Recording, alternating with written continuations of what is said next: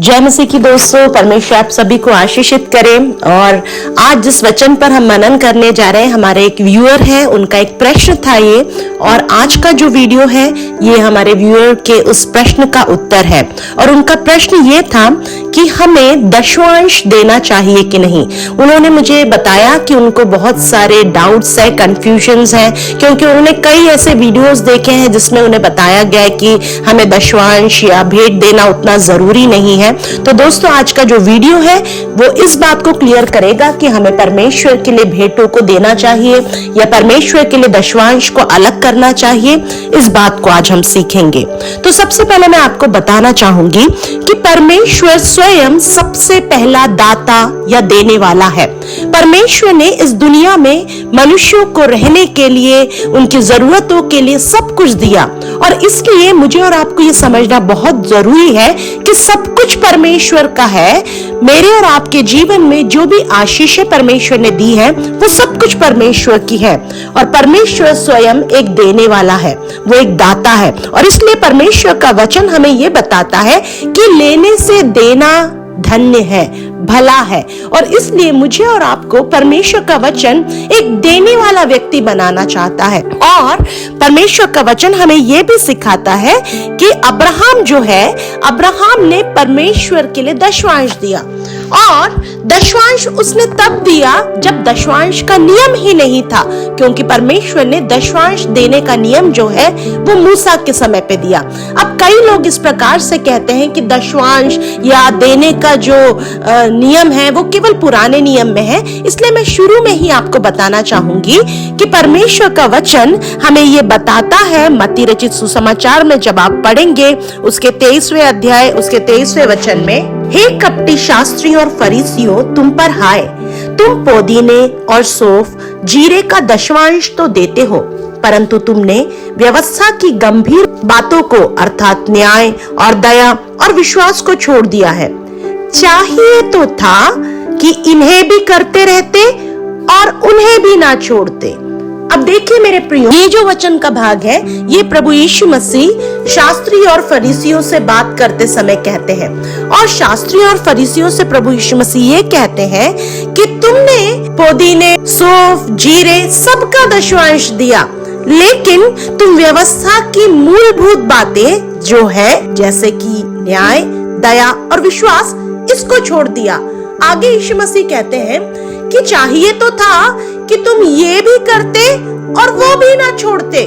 मतलब तुम्हें न्याय, दया, विश्वास ये सब होना जरूरी है, लेकिन तुम्हें वो भी नहीं छोड़ना चाहिए। अर्थात क्या नहीं छोड़ना चाहिए? जो तुम दशमांश देने की व्यवस्था को या जो परमेश्वर का पुराने नियम का नियम है उसे करते हो, उसे भी तुम्हें नहीं छोड़ना चाहिए। अर्थात प्रभु यीशु मसीह स्वयं यहाँ पर न्याय, दया, विश्वास के साथ साथ परमेश्वर के लिए देने को एक बहुत महत्व को देते हैं। और जैसे कि मैंने आपको पहले बताया कि अब्राहम ने, आप उसके लिए पढ़ सकते हैं उत्पत्ति उसका 14वां अध्याय और उसका 20वां वचन। अब देखिए वहां पर लिखा है, और धन्य है परम प्रधान ईश्वर जिसने तेरे द्रोहियों को तेरे वश में कर दिया। तब अब्राहम ने उसको सब वस्तुओं का दशमांश दिया। देखिए यहाँ पर अब्राहम जो देता है दशमांश बिना किसी नियम के, बिना किसी व्यवस्था के, वो इसलिए देता है क्योंकि जब वो युद्ध को लड़के आता है और वो वहां पर विजय पाता है, विजय पाने के एक धन्यवाद को वो यहाँ पर प्रकट करता है। और वो मलकीसेदेक जो है उसको वो ये दशमांश देता है। और मलकीसेदेक नाम का अर्थ होता है धार्मिकता का राजा। वो मलकीसेदेक जो है, जब आप नए नियम में जाएंगे, नए नियम में इब्रानियों 7 का 1 जब आप पढ़ेंगे, वहां पर मलकीसेदेक को धर्म का राजा, शांति का राजा, जिसका ना कोई आदि है ना कोई अंत है करके बताया गया है। मेरे प्रियो, वो स्वयं उस दिन अब्राहम परमेश्वर को उसने उस दशमांश को दिया। मेरे प्रियो, तो दशमांश जो है या भेंट जो है, जो भी हम परमेश्वर के लिए अलग करते हैं, वो एक हमारा धन्यवाद का हृदय है जो हम परमेश्वर को दिखाते हैं उन सारी आशीषों के लिए जो परमेश्वर ने हमें दिया है। इसके जब आप नए नियम में आएंगे, जब आप 1 कुरिन्थियों 9 का 14 पढ़ेंगे, वहां पर लिखा है, इस रीति से प्रभु ने भी ठहराया है कि जो लोग सुसमाचार सुनाते हैं उनकी जीविका सुसमाचार से हो। तो परमेश्वर का वचन हमें ये सिखाता है कि प्रभु ने ये ठहराया है, पौलुस कहता है कि जो लोग सुसमाचार सुनाते हैं, अर्थात जो लोग प्रभु की सेवा करते हैं, जिन्होंने अपने जीवन को प्रभु के लिए दिया है, उनकी जीविका, उनका जो जीवन है, उनका जो जीवन यापन का खर्च है, वो सुसमाचार से ही हो।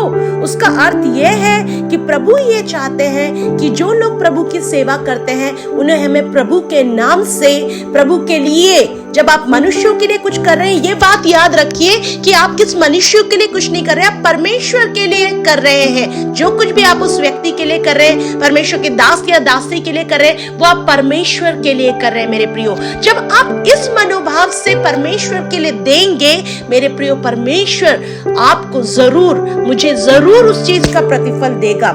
इसलिए आप परमेश्वर के वचन 2 कुरिन्थियों उसके 9 के 7 और 12 में जब पढ़ेंगे, वहां पर लिखा हुआ है, हर एक जन जैसा मन में ठाने वैसा ही दान करे, ना कुड़कुड़ के और ना दबाव से, क्योंकि परमेश्वर हर्ष से देने वाले से प्रेम रखता है।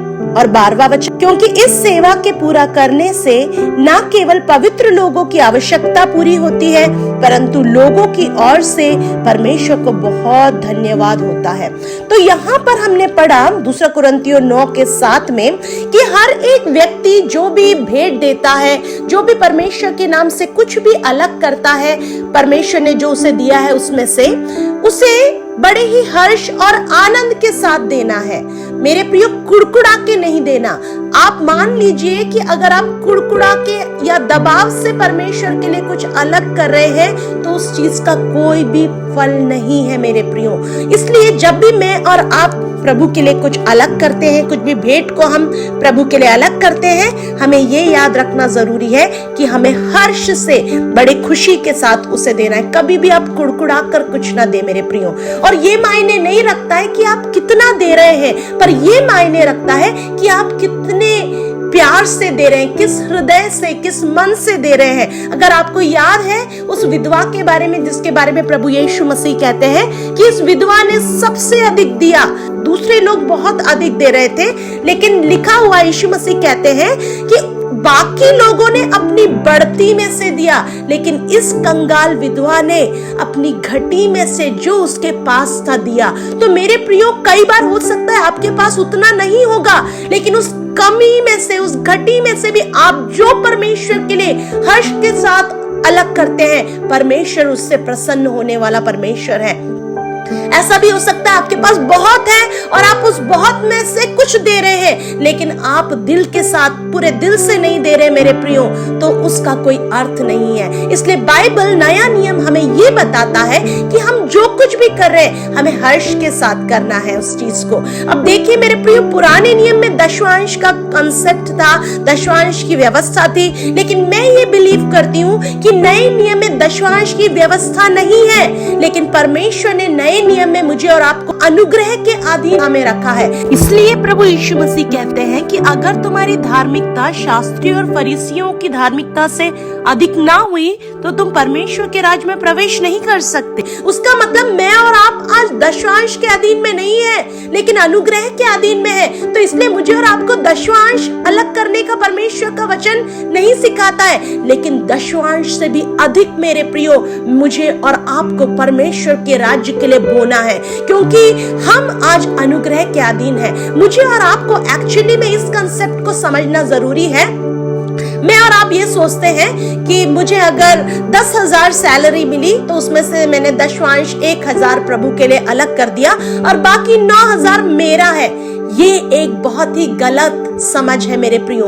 मुझे और आपको ये समझना है कि बाकी 9,000 जो है वो भी परमेश्वर का है, और मैं 1,000 परमेश्वर को नहीं दे रही हूँ या दे रहा हूँ, लेकिन बाकी 9,000 भी परमेश्वर का है, जो परमेश्वर से मैं और आप लेकर के इस्तेमाल कर रहे हैं मेरे प्रियो। क्योंकि आप सोचिए, अगर जो ताकत परमेश्वर ने मुझे और आपको दी है, अगर मुझे और आपको वो बल नहीं होगा, वो ताकत नहीं होगी, वो सामर्थ नहीं होगी तो मैं और आप कभी भी कार्य नहीं कर सकते, अपने जॉब को मैं और आप नहीं कर सकते।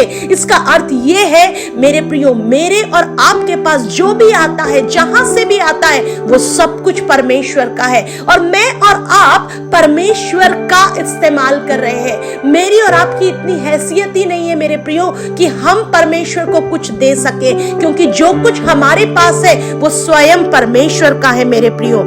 इसलिए एक और बात मैं आपको बताना चाहूंगी, पहला कुरिन्थियों 9:9 आप जब पढ़ेंगे, वहां पर लिखा है कि दावने वाले बैल का मुंह ना बांधना।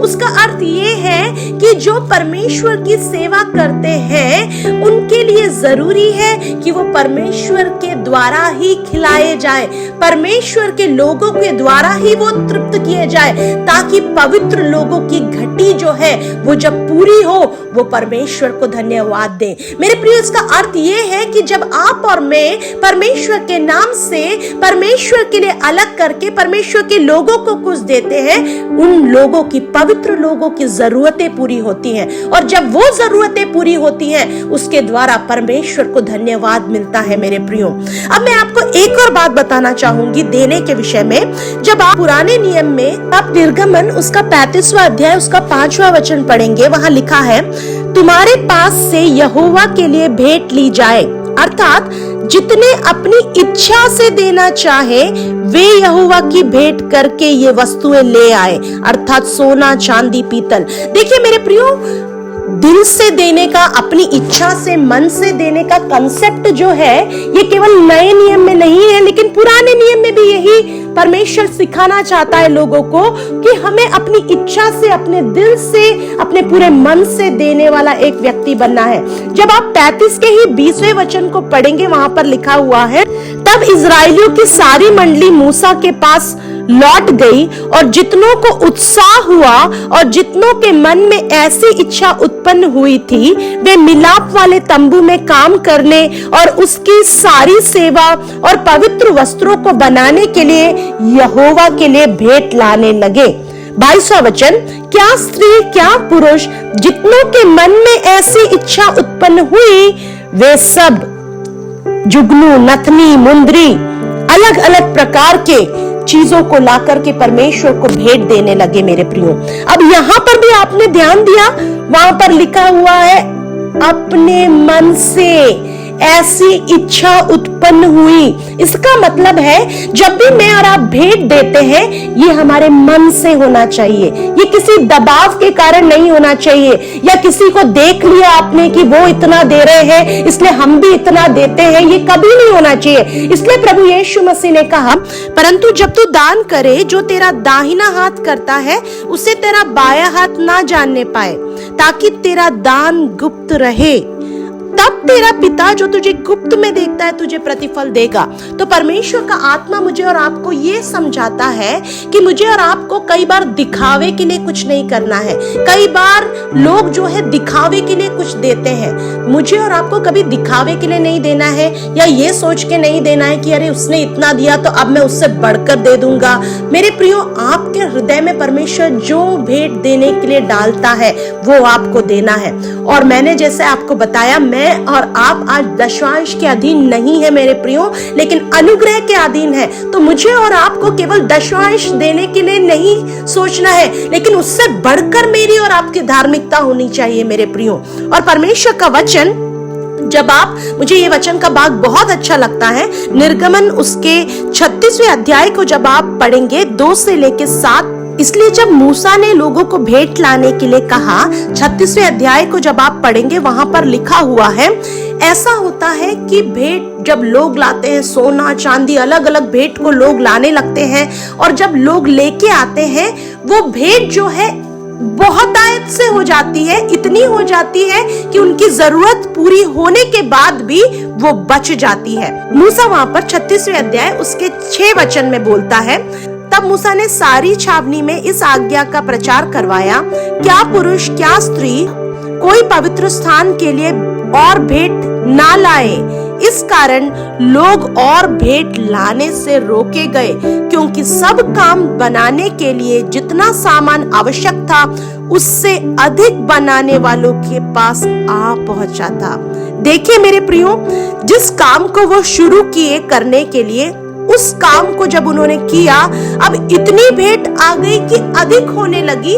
तब मूसा ने कहा अब बस करो, अब हो चुका है, जितनी जरूरत थी उतना हो चुका है।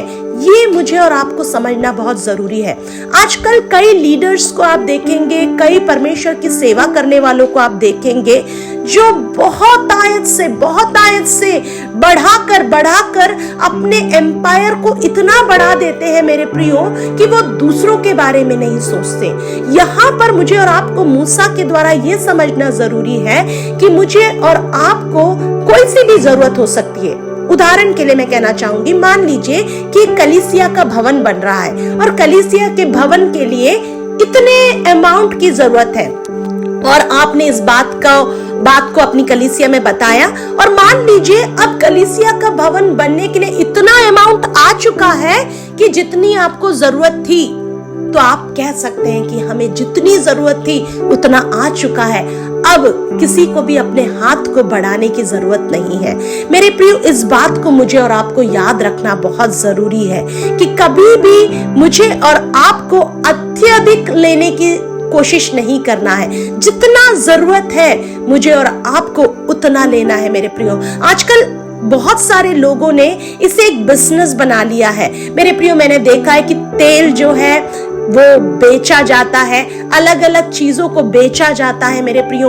ये पूरी तरीके से एक बिजनेस है, मैं आपको बताना चाहूंगी। यीशु मसीह जब मंदिर में गए तब उन्होंने देखा कि जो मंदिर है वहां पर अलग अलग प्रकार का बिजनेस चल रहा था। तो प्रभु यीशु मसीह ने जो लोग जो चीजों को बेच रहे थे उसे यीशु मसीह ने उठा करके फेंक दिया और कहा कि मेरे पिता का घर प्रार्थना का भवन है, लेकिन तुमने उसे डाकुओं की खो बना दिया है। मेरे प्रियो, मुझे और आपको ये समझना बहुत जरूरी है। तो मेरा और आपका आज का प्रश्न जो था वो ये था कि मुझे और आपको दशांश देना चाहिए कि नहीं देना चाहिए। तो मैंने आपको ये स्पष्ट किया कि दशांश का कंसेप्ट पुराने नियम में था, लेकिन जब हम नए नियम में हैं, हम अनुग्रह के अधीन में हैं। और परमेश्वर का वचन हमें कहता है कि जो लोग प्रभु की सेवा करते हैं उनकी जरूरतें प्रभु की सेवा के द्वारा ही पूरी होनी चाहिए। अर्थात जो लोग प्रभु के वचन को सीखते हैं उनके द्वारा पवित्र लोगों की जरूरतें पूरी होनी चाहिए।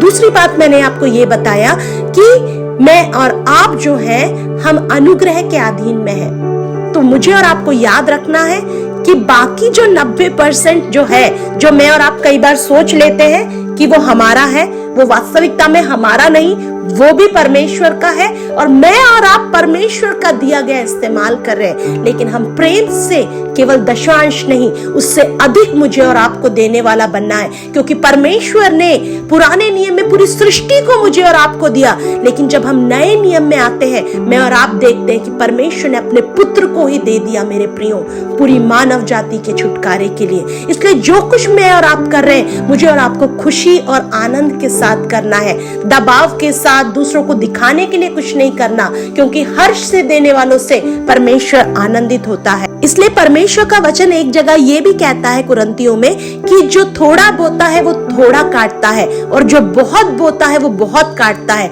मेरे प्रिय। इसलिए जब मैं और आप परमेश्वर के लिए बोए, पूरे दिल से बोए, पूरे मन से बोए मेरे प्रियो, और आप देखेंगे परमेश्वर आपको निश्चय उसका एक फल, एक प्रतिफल एक समय पे जरूर लौटा के देगा, क्योंकि परमेश्वर किसी का कर्जदार नहीं है मेरे प्रियो। प्रभु का वचन एक जगह नीति वचन में यह भी कहता है कि जो कंगाल पर अनुग्रह करता है वो यहोवा को उधार देता है, वो अपना प्रतिफल कभी ना खोएगा। याद रखिए मेरे प्रियो, आप परमेश्वर के लिए केवल धन के द्वारा नहीं, अपने एफर्ट्स के द्वारा, अपनी मेहनत के द्वारा, अपने टैलेंट्स के द्वारा जो कुछ भी आप करते हैं वो सब कुछ आप परमेश्वर के लिए करते हैं, और परमेश्वर उसका प्रतिफल आपको जरूर देता है।